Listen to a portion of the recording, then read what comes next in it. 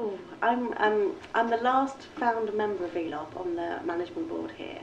So ELOP started in, well, we say we started our services in 1995, but we started thinking about setting up an organisation in 1993. And I had moved to East London in 1991. So I've lived in East London, oh, I don't know, my maths isn't very good, but quite a long time, almost 20 years now, I think. God, that's scary. So I know, yeah, so I kind of know the history of ELOP very well.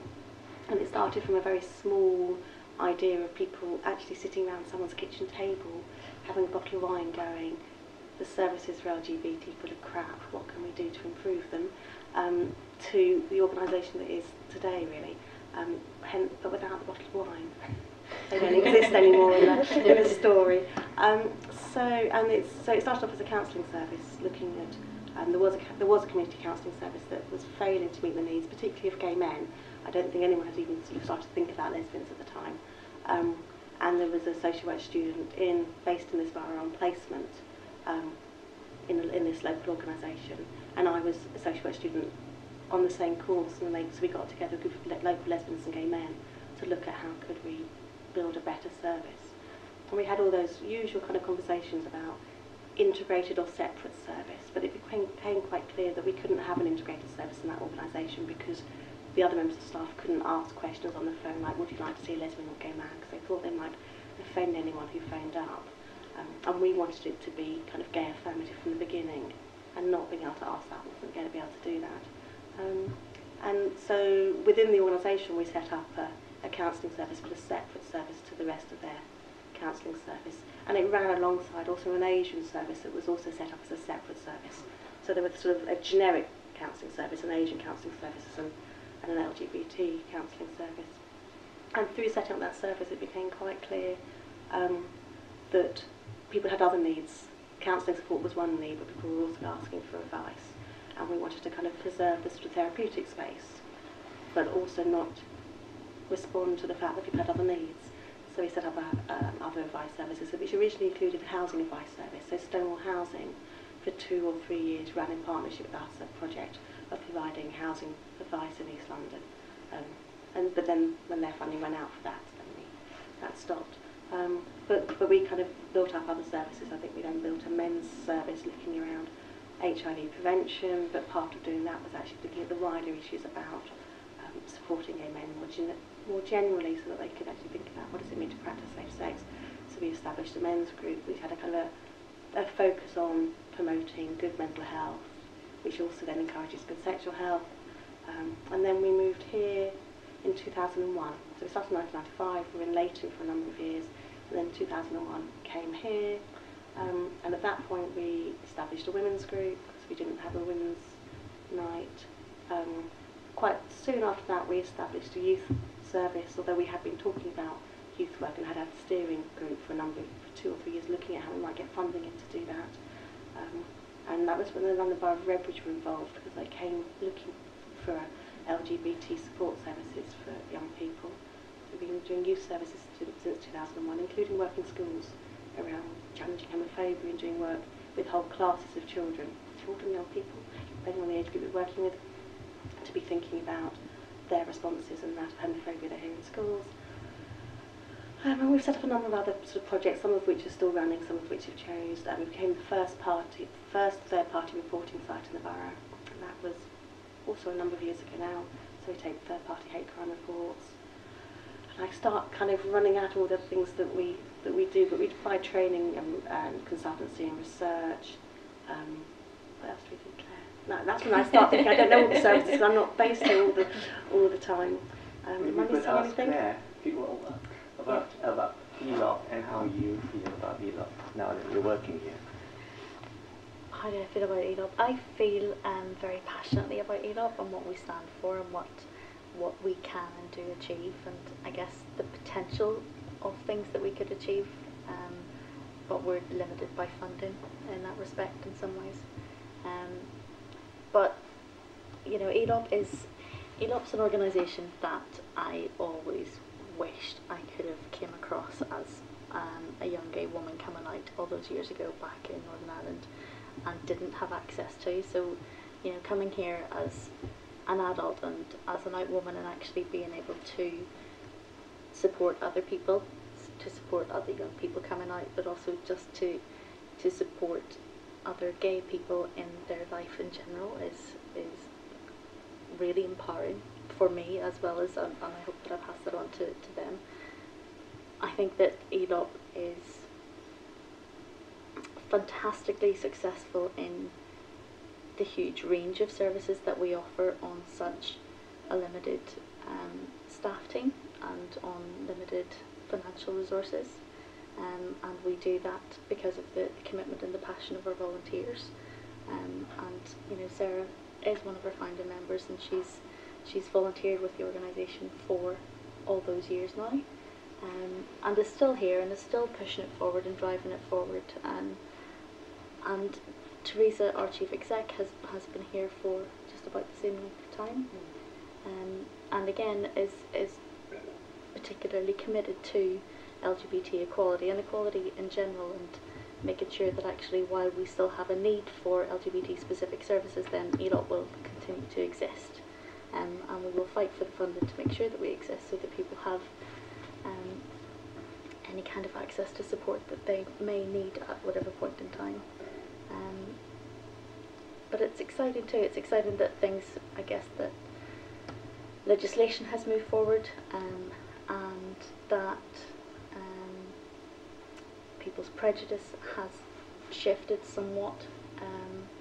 But it's exciting to be part of that movement and to be part of that journey. And looking at the Pride website today, it's 40 years since the Gay and Lesbian Association started the Pride movement, and we are now celebrating 15 years of ELOP, and so again, it's, you know, it is a movement, and it does feel like that. It does feel like actually we're kind of pushing things forward. And Tim, I will pass on to you. Tim's part of a local group of residents who are particularly vocal in actually saying, you know, what's happening for us locally and what can we achieve locally with support of the local council, and that's how I came in contact with Tim. It's like a relay race, isn't it? Pass the batons. Passing the back. Goodness, what shall I say? I first came across ELOP. I moved to Waltham Forest, Walthamstow, in 2004, and in 2005 I became the voluntary chair of Waltham Forest Arts Council, and as a gay man I was keen that, you know, arts and culture in this borough should reflect that experience, and came across ELOP, which I thought was a wonderful discovery, and came here, I think, at that time, and was very impressed by what was happening. And I think through being involved with the voluntary sector, the third sector as it's known, I was keen to work with the council to try and improve the experience for LGBT people in the borough, and that's when I got engaged in various initiatives like the Idaho International Day Against Homophobia and Transphobia, and LGBT History Month, on a sort of working group, which is where I work with Sarah and Claire. Somewhat disappointed, I have to say, perhaps, that the agenda isn't further forward in Waltham Forest than we might like it to be. But Rome wasn't built in a day, and I suppose we have to start somewhere. You know, I've lived in other areas of London and in other parts of the country where things do seem to be a lot further forward than they are here.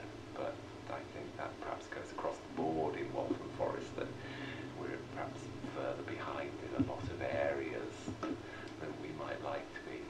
But yeah, I just trying to keep on flying the rainbow flag. I was disappointed, I must say. When I first came here, I discovered Central Station bar down at South Grove, and Fallen Angel, which I never went to. Two gay venues, you know, which I thought, aha, we have the makings here of a gay village as such. And Central Station is lovely as well because of its cabaret nights and its beer garden and all the rest of it. But of course, recently the one closed down, the other burnt down, and it just seemed to me that instead of going forward, we were going backwards. And I'm not quite sure where we are now, but we just have to keep banging on. And it was interesting today to get an email from an officer at the council wanting to get us involved with Idaho on the 17th of May. So once again, we get back on the treadmill and try and move things forward, but we shall see. But I'm sticking with it, you know. I moved here, you know, I've lived here since 2004, and just want to see more things happen for Waltham Forest, really. Patrick, you're from Tower Hamlets. No. I'm Richard, but yes. Oh, Richard, sorry. How do you find it in Tower Hamlets? Because I think there are more gay venues in Tower Hamlets than there. If you believe Gaydar, London E3 has got the highest rate of gay men in the UK. Largely because of a thing called the Match Factory, which is actually an important historic building, but it's now lots of expensive apartments with a gymnasium and swimming pool. Tower Hamlets, like everywhere else, has got a kind of retrenchment of the gay scene. Guys are certainly going out less. And Tower Hamlets politically has got issues because of radical Islam and the borough being very much to the fore, which has caused problems. We've had 47 attacks on gay men in Tower Hamlets last year. So there are problems, but there's also a thriving gay youth group. There's also, you know, a community of friends and people who have common interests that's existing. We don't have an LGBT centre like ELOP in the borough. We have Positive East, which deals with people living with HIV, but it's not a gay establishment, nor is the epidemic. Tower Hamlets has its own issues, but it also has fantastic transport connections. You know, you can be in the West End in 25 minutes from Mile End. So the issues are different, because you can always go into town. From Walthamstow it's a little bit more difficult, but the Victoria line's faster. The area has changed enormously in my lifetime. All sorts of demographics. You know, we've now got celebrities, and I live by Victoria Park, and we have what's called Victoria Park Village, with ridiculously expensive shops and bakers and butchers, and yet we still have the council estates. We still have pockets of incredible deprivation. I think there are big issues with the borough, but I'm still very much part of it. Because I've lived all my life, it's where I feel at home, it's where I feel safe. And I travel and I always want to return.